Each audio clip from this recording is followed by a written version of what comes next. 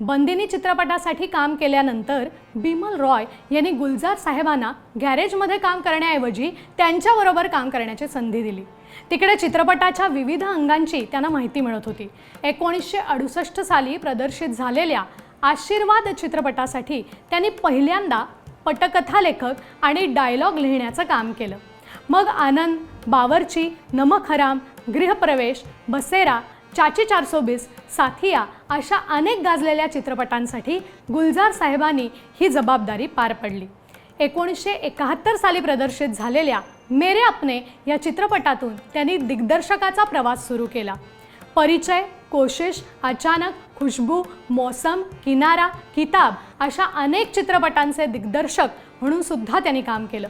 चित्रपटांबरोबर मिर्झा गालिब, पोटली बाबा की, किरदार अशा सिरियल्सचं दिग्दर्शन सुद्धा गुलजार साहेबांनी केलं। निर्माता म्हणून लेकिन, अंगूर, माचिस, नमकीन अशा चित्रपटांची त्यांनी निर्मिती केली।